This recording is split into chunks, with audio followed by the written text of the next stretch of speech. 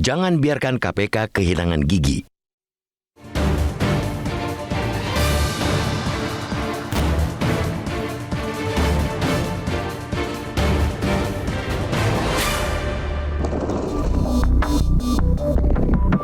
Tepuk tangan anggota Dewan Perwakilan Rakyat bergemuruh ketika Yohanis Tanak berjanji menghapus operasi tangkap tangan atau OTT di Komisi Pemberantasan Korupsi apabila dirinya terpilih untuk melanjutkan jabatannya sebagai pimpinan 5 tahun mendatang.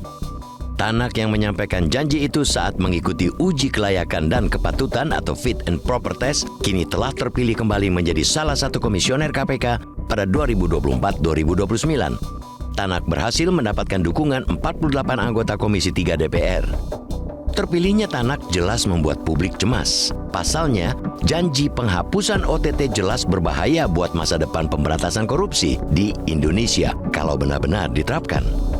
Pasalnya, selama ini OTT justru salah satu instrumen hukum yang dinilai ampuh untuk melakukan penindakan terhadap kasus korupsi.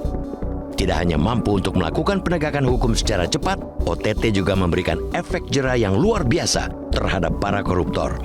OTT merupakan metode penegakan hukum yang dilakukan KPK untuk menangkap pelaku tindak pidana korupsi saat mereka melakukan tindakan koruptif saat melakukan transaksi rasuah. Kegiatan OTT dimulai dengan proses pengumpulan informasi dan bukti awal mengenai dugaan tindak pidana korupsi. OTT selalu didahului oleh proses perencanaan, dimulai dari proses penyadapan yang kemudian diikuti pengintaian terhadap terduga pelaku. Lalu setelah terduga beraksi, KPK langsung melakukan penangkapan. Penyadapan inilah yang membuat banyak para koruptor keder, lebih waspada dan bersiasat untuk melakukan tindak pidana korupsi. Bahkan, banyak dari mereka yang terpaksa memakai sandi-sandi khusus saat berkomunikasi untuk melakukan rasuah. Jika kegiatan OTT tidak lagi digunakan, proses penyadapan mungkin saja tidak bakal dijalankan lagi. Padahal, KPK masih memiliki kewenangan itu meski saat ini penyadapan membutuhkan persetujuan dari Dewan Pengawas KPK. Memang sial nasib pemberantasan korupsi di negeri ini.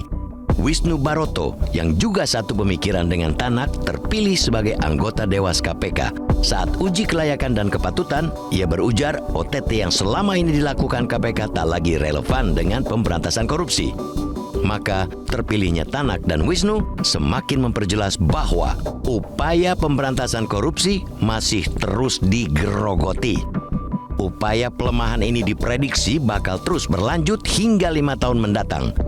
Kalau OTT dihilangkan, kekuatan KPK semakin berkurang. Para koruptor pun pasti bakal menyambut gembira. Upaya penggembosan KPK itu jelas menjadi ironi di tengah semakin masifnya tindak pidana korupsi. Mafia peradilan kian bertumbuh subur. Begitupun pejabat yang semakin tidak punya rasa takut mencuri uang rakyat. Bahkan, rasuah juga terjadi di dalam tubuh KPK sendiri. Fakta-fakta itu menegaskan bahwa KPK yang seharusnya menjadi garda terdepan pemberantasan korupsi di tanah air telah kehilangan nyali. Pimpinan KPK selama ini tidak punya keberanian untuk menolak intervensi dari berbagai kepentingan yang ujungnya berimbas pada independensi lembaga. Setelah hilang nyali, KPK kini juga berpotensi kehilangan gigi. Jika OTT benar-benar dihapuskan, KPK akan semakin tidak menjadi andalan memberangus korupsi. Lembaga yang merupakan anak kandung reformasi itu sangat mungkin bakal meneruskan keterpurukannya selama 5 tahun terakhir sejak sebagian kekuatan mereka lenyap akibat revisi Undang-Undang KPK tahun 2019 yang mengamputasi independensi mereka. Sekarang saja, berdasarkan survei tingkat kepercayaan publik terhadap penegak hukum, KPK berada di urutan terbawah. KPK hanya dipercaya 65% responden, di bawah Kejaksaan Agung 75%, Pengadilan 73%, Polri 69%, dan Mahkamah Konstitusi 68%. Korupsi telah lama menjadi salah satu persoalan utama yang menghambat kemajuan bangsa ini. Upaya menihilkan KPK ini jelas akan semakin memperlemah upaya pemberantasan korupsi.